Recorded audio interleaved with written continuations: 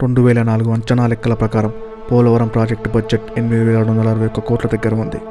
2010-11 వరకు పోలవరం ప్రాజెక్టుకు ఆమోదం పొందిన బడ్జెట్ 16,010.45 కోట్లు. ఆంధ్రప్రదేశ్ గవర్నమెంట్ 2013 భూసేకరణ చట్ట ప్రకారం పోలవరం ప్రాజెక్టు పూర్తి చేయడానికి 58,319.6 కోట్లు అవసరమని ప్రతిపాదనలు పంపింది. చంద్రబాబు గవర్నమెంట్ 9,325.41 కోట్లు కన్స్ట్రక్షన్ వర్క్కి 5,242 కోట్లు నిర్వాసితుల నష్టపరిహారానికి ఖర్చు చేశామని చెబుతుంది. కానీ క్షేత్రస్థాయిలో నిజాలు మాత్రం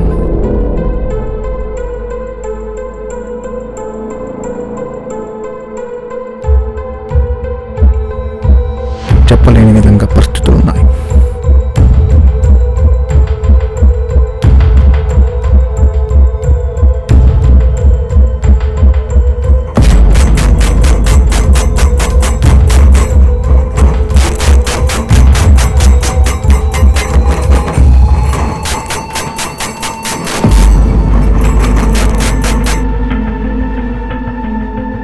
మేము సర్వనాశనం అయిపోయి మేము మా ఊరు మీదకుంటే ఈ ప్రాజెక్ట్ కడుతూ ఏదవా మాకు ₹1,00,000 ఇస్తా, ₹1,00,000 కూడా కట్టలేదు. వీడు మేము ఏదోళం మాడుకుంది మా 7 గ్రామంలో ఏదోళం చంద్రబాబుకి.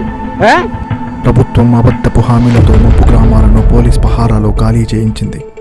మీరు మా మాట వినకుండా మీరు లెక్కంటుంటే క్రేన్లు తీసుకొచ్చేసి మీకేం కూడా దొరకకుండా మేము తోసిపాడేస్తాం.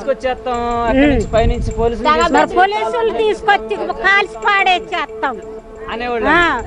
మా మాట విన్నారా? చక్కగా వెళ్తారా?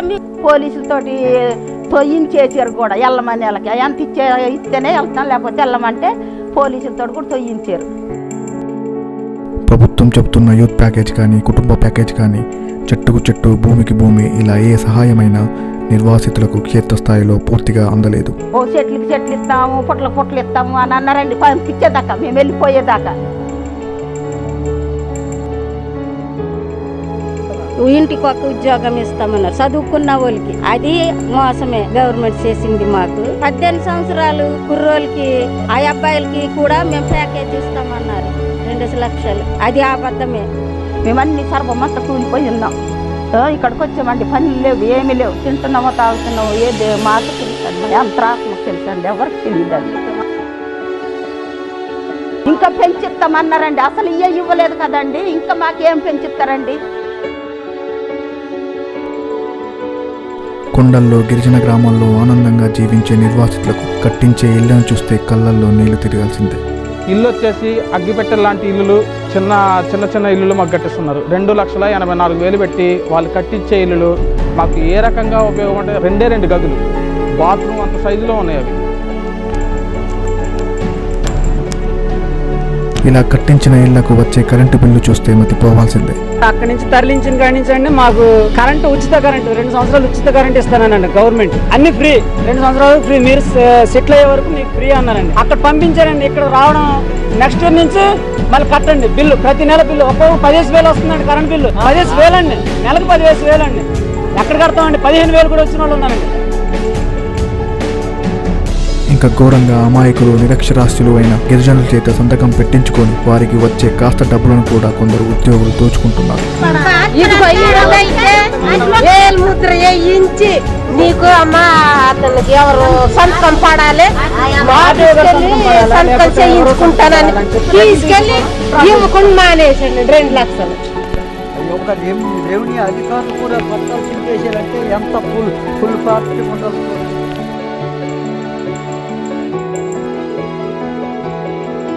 సర్వేలో లేని 100 ఎకరాల భూమికి లక్షల్లో డబ్బులు ఇస్తున్నారు.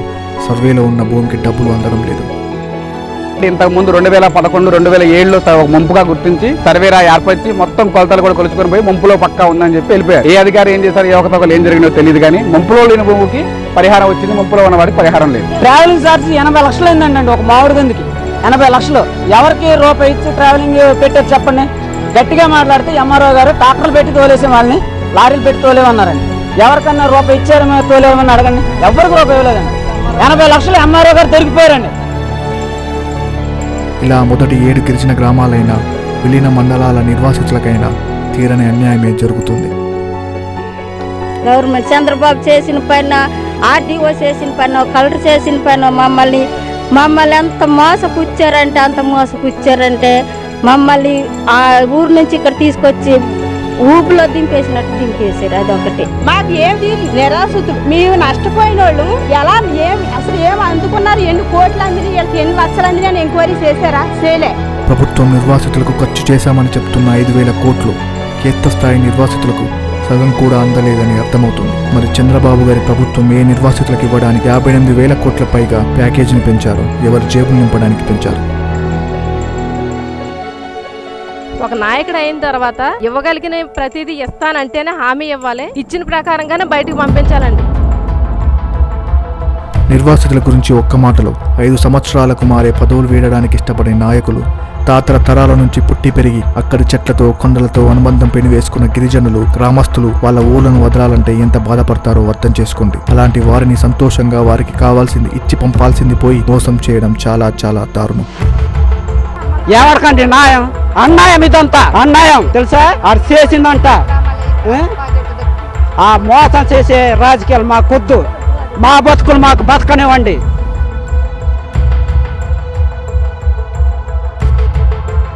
పోలవరం 7.2 లక్షల కొత్త ఆయకట్టుకు 23.5 లక్షల ఎకరాలకు నిరంతర నీటి అందించడానికి, ఇంకా త్రాగు మరియు పరిశ్రమల ఉపయోగానికి తలపెట్టిన గొప్ప చారిత్రాత్మక ప్రాజెక్ట్. దాన్ని అంతే చిత్తశుద్ధిగా అవినీతి లేకుండా పూర్తి చేయాల్సిన బాధ్యత చాలా చాలా ఉంది.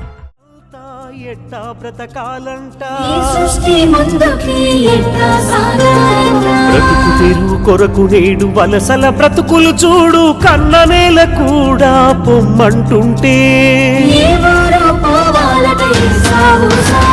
చట్టాలెన్నో ఉన్న పని చెయ్యవు ఎందుకన్నా, లేనోడికి ఎల్లప్పుడు మొండి చెయ్యి మిగిలేనా?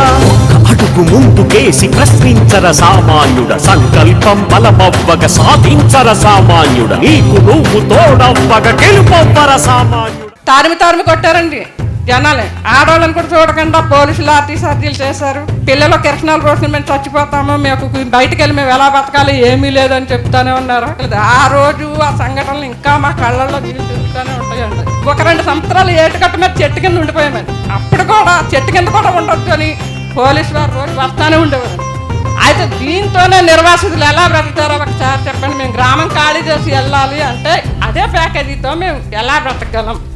పొలాలు ఇచ్చి, గృహాలు ఇచ్చి, మా జీవితాలు ఇచ్చి మేము ఎందుకని అనాథలకు అలా ఉండిపోవాలో చెప్పండి. ఆ రోజు ఎవరైనా ఒక అసిస్టెంట్గా ఉన్నవాడిని మేనేజర్గా చేస్తానంటే ఒప్పుకుంటాడు, కానీ మేనేజర్ని అసిస్టెంట్ ఉండమంటే ఎలా ఉంటారండి? కొంచెం కోరికలు ఏమీ లేవు. మా పిల్లలకి మా కుటుంబాలకి ఇవ్వాల్సి ఇవ్వండి, మాకు రావాల్సిందని ఇచ్చి మమ్మల్ని బయటకు పంపిస్తే వెళ్తాం. లేకపోతే పోలవరం ప్రాజెక్ట్ మేము పోటాకే వచ్చిందేమో అందులో సమాధి అయిపోతాం తప్పించి మేము బయటకు వెళ్ళేది లేదండి. ఎవరు బాబుగారు సొమ్ము మాకు పెడుతున్నారు చెప్పండి? ఎవరు బాబుగారు సొమ్ము మాకు పెడుతున్నారు? మా గోదావరి నీళ్ళు వాళ్ళకి ఇచ్చి, మా పొలాలు వాళ్ళకి ఇచ్చి మేము ఎందుకు ఇబ్బందులు పడాలి? ఆ రోజున ఎంతసేపు ప్రాజెక్ట్ కట్టుకెళ్ళిపోతున్నాను కానీ నిర్వాసులు ఉన్నారో చచ్చారో పట్టించుకునే పరిస్థితి లేదండి.